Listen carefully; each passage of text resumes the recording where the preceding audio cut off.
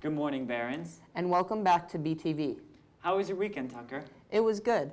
I had a show choir intensive, and then on Sunday, I sang the national anthem at the Tin Caps game with the show choir. What about you, John? My weekend was really good, too. I went to the football game, and it was super fun. And then I had a marching band competition, and we ended up getting first, so that was awesome. Awesome. Great job to the football team and the marching band. All right, Barons, let's start our newscast with a story from Tucker. The town of Corona churches and various community groups are doing their part to brighten their corner of DeKalb County. A celebration will take place from 5 to 8 p.m. Sunday in the town park on Michigan Street. We've been pretty busy, Corona Town Council President Tricia Bishop said. Among the improvements made the past few years include new sidewalks, murals, a pavilion, bulletin board, and garbage containers.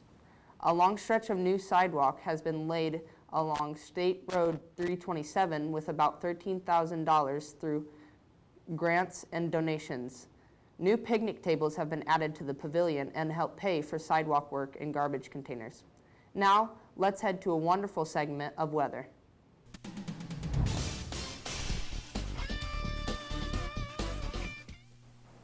Hi Barons, it's Fiona Edwards and I'm here with today's weather. Today on Tuesday, there's going to be a high of 84 and a low of 51. Tomorrow, there's going to be a high of 87 and a low of 54. On Thursday, it's going to be a high of 87 and a low of 61. On Friday, it's going to be a high of 82 and a low of 61.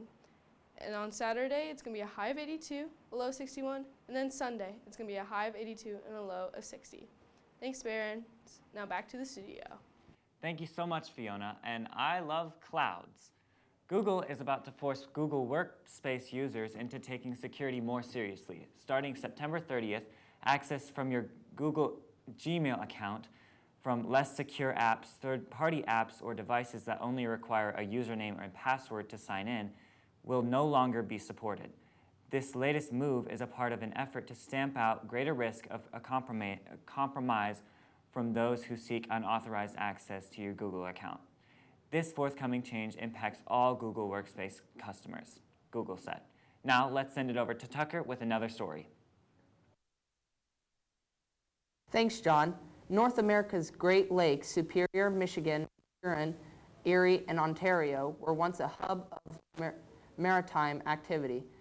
Among the ships was the Adela Shores, a wooden steamship that mysteriously vanished in the icy waters of Lake Superior in May 1909. The wreckage of the 195-foot, 735-ton boat remained undetected for 112 years. In 2021, Daryl Ertel, director of the Great Lakes Shipwreck Historical Society, and his brother Dan were scanning the lake with a sonar system. They stumbled upon what appeared to be a large ship resting 650 feet beneath the surface. I pretty much knew that it had to be the Adela Shores when I measured the length of it, because there was no other ships out there missing in that size range, said Daryl. As soon as I put the ROV down on it for the first time, I could see the design of the ship and I could match it right up to the Adela Shores. The Historical Society announced the ship's discovery on September 4th, 2024, after a 3-year research effort to document its history. GLSHS spokesperson Corey Adkins says the thorough research ensures staffers can share the story accurately. And now let's send it to Will Weber and Faith with Sports.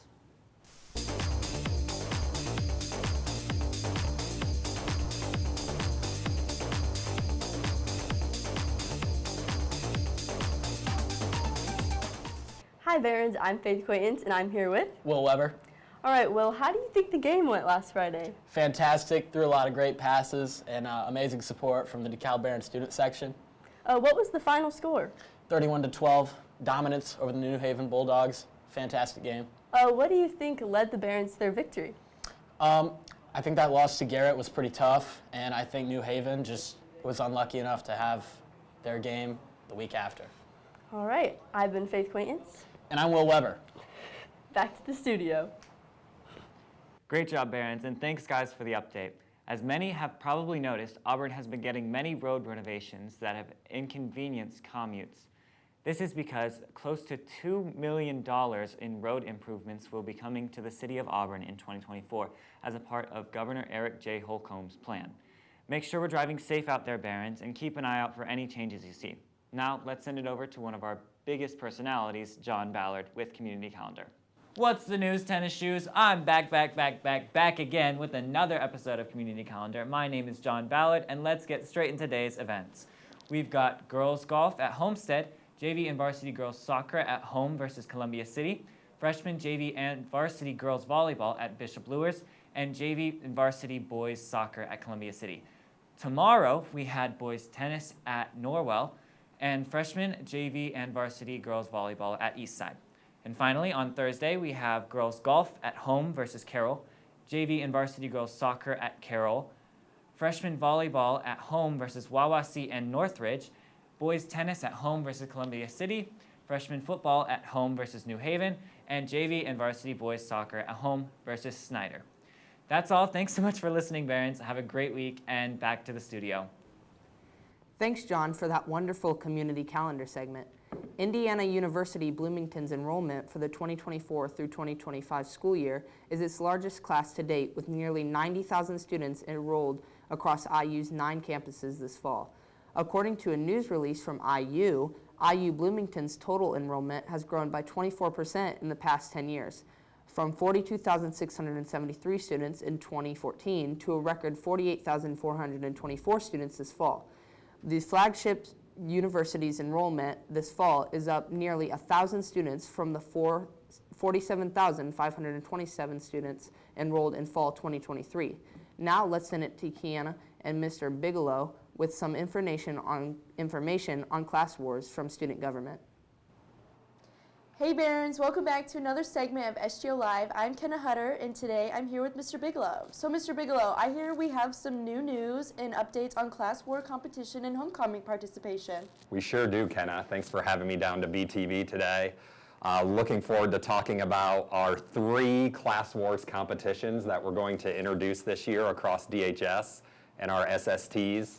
We have the traveling trophy here currently that the junior SSTs have been passing around, and we're looking to use that a little more this year and get some school spirit going across DHS this year. So our first Class Wars competition this year will coincide with Homecoming Week, September 16th through the 20th.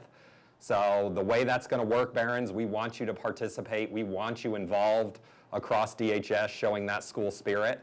So we'll begin with a points competition for the dress-up days. So Monday, Wednesday, and Thursday, your first period class will tally up the number of points in a simple Google form.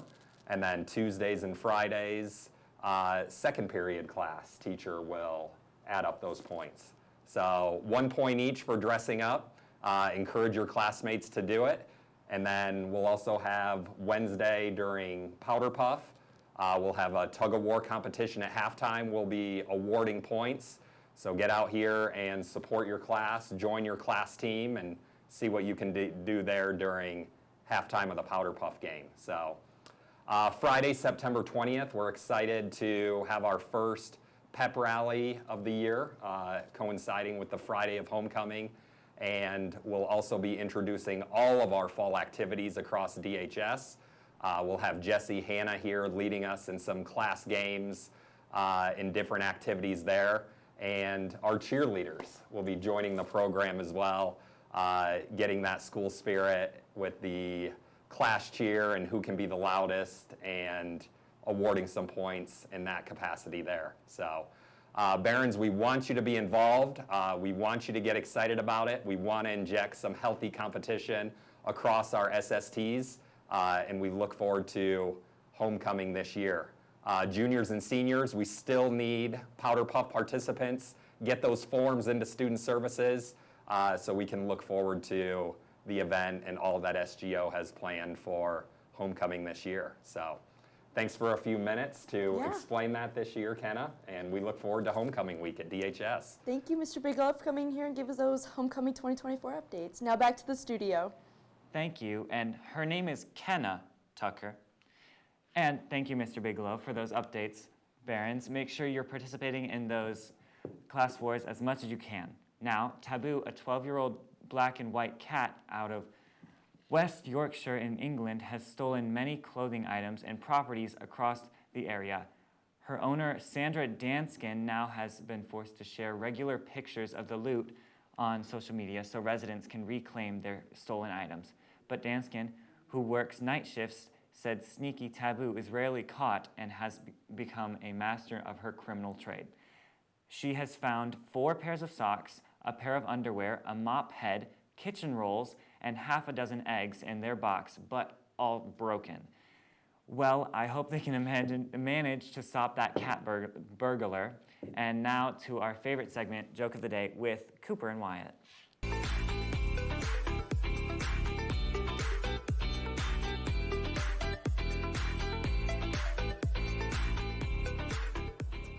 What's up, Barons? I'm Wyatt Nepper. And I'm Cooper Eads. And welcome back to the best segment of the day. So, Cooper, did you hear the joke about the yoga instructor? No, Wyatt, I didn't hear the joke about the yoga instructor. Never mind. It's a bit of a stretch. Oh, I did it. Alrighty. All right. Back to the studio. Thanks, guys. That really was a stretch. And remember to check out any Harry Potter and the Cursed Child updates on our Instagram and TikTok. The Instagram handle is The World Is Our Stage with all underscores, and on TikTok it is DeKalb.theater. Thanks for listening, Barons. I'm Tucker Brown. And I'm John Ballard. Bye.